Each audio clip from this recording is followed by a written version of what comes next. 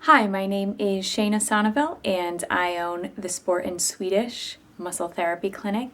Today I'm going to explain the differences between your hot stone massage and your sport stone massage. Stone massage is intended for a whole body relaxation. The pressure is light to medium to encourage the return of lymph through the entire body. The benefits of heat and massage create a soothing experience by reducing stress, anxiety, and muscle pain.